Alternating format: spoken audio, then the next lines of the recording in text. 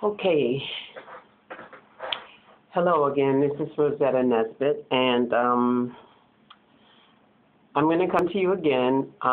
This is my story on how I met God, and I was driven to share this story based on some of you people out there who may have had the same experience or similar experiences as I have.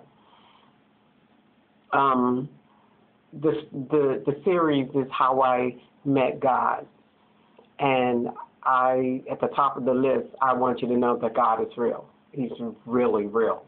I spoke to him, and I have been in the presence of his visitation time with me.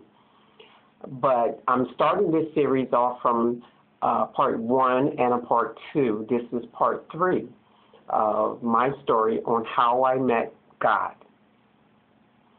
I wanted to tell you, as I ended before, that I really love God and that my relationship to this day is perfectly within intact. I mean, there is nothing that can shake my relationship with God to this day. I mean, I'm even willing to die for him, given his mercy and grace to keep me from all harm. And I wanted to go back to the story where God had asked me to let go. I was curious until he gave me the information I needed to tell me what I had that I needed to let go.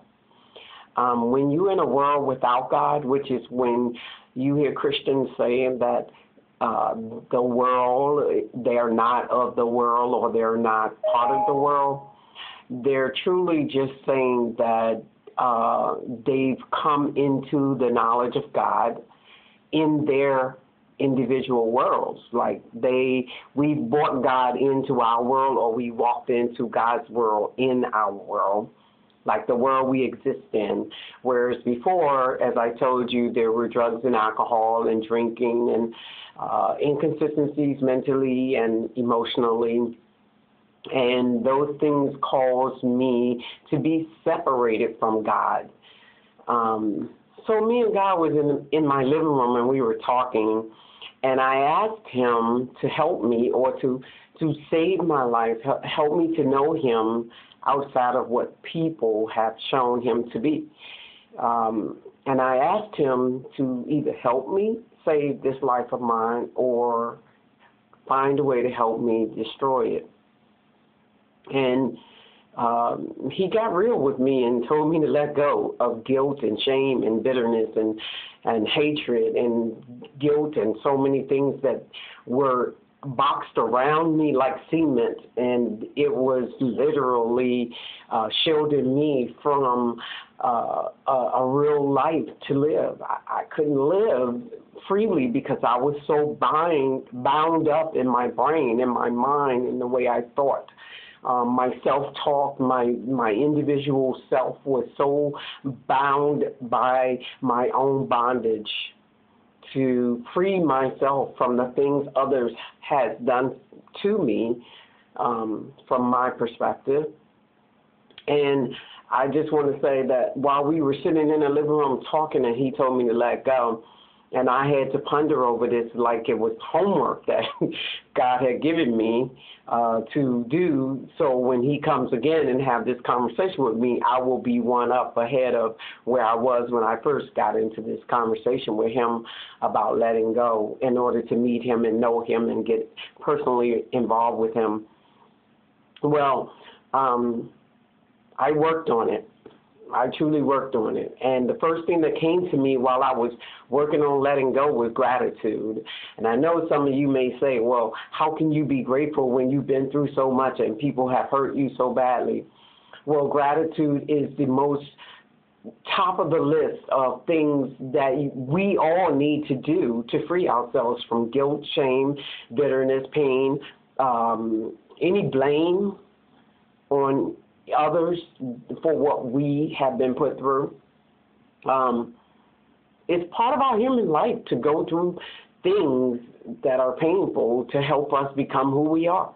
And sometimes we take it wrong. And I took it wrong. I took it as if it was a blow against me personally, so I began to battle against it, where sometimes we just got to go with the flow, not battle against it, but go with the flow, because everything we go through teaches something in life. It teaches us something about ourselves in everything, whether it's painful, whether it's right, whether it's wrong. It teaches us something about ourselves, and we learn, and we become a person that we ourselves would not know. Like today, I am a very loving, giving, caring person, and I probably would not have been this way had I not embraced who I was to be with God. And so while he was sitting there, I want to get through this. While I was sitting in the living room talking to God, there was a couch here and a couch there, and I sat across it, and God had visited me at that point, and I asked him into my presence, and he came, and I said, God, you know, I with tears in my eyes, I really want to change. I really want to change. I have a good heart. I know I have a good heart, but this good heart is my enemy, because I don't want to hurt people, but people hurt me because I won't protect myself. I love people even when they're doing wrong to me, and I don't know how to put the boundaries there. And then at the same time, I'm so triggered by things that I just want to be well. Please help me, God, be well. Help me do this. Help me get to know you. If you're real, you need to help me get to know you and come into the light of your information about you, God, about you. I talk to God like I knew him, and I know that this is the only way you can communicate with God. You got to be real. And so God said to me, I know you. I know your heart. I know you want to be well. I know you. I know the goodness in you. I could use those tools that you got. And I said, really? And he was like, yeah, you're not a waste. I got so many great things for you to do that I could have killed you way back in the day when you was doing drugs and when you were in the middle of the street at 1 and 2 o'clock in the morning hanging out and trading drugs with your buddies or whatever. I could have killed you then. I could have killed you when that man pulled a gun out on you. I could have killed you when that man tried to stab you. And I could have killed you when you just missed getting hit by a car, drunk as all out. I could have taken your life when you was driving after leaving a club and being drunk. And I thought about it. So, okay, you're really putting me out on the table here, but okay, if that's what it takes, okay. You know, you could have killed me. I remember those things, and I know that they did cost me some grief, some fear, and it did set some things straight inside of me, so I began to straighten up, but I never really gave totally into straighten up. But he said, okay, I want you to listen. Okay, I don't want you to talk. I want you to listen. And I said, okay, God. Okay. And I shut up, and God began to talk more. He said, I could have taken you a long time ago, but there was something about you that was special. And your easiness to care, and your easiness to love, and your easiness to take so much and still get up is something that I really took pleasure in looking upon you as being mine one day. I never give up on my kids, and I would have never given up on you. You just didn't know that you were mine already. And I just want you to know that today is going to change the rest of your life.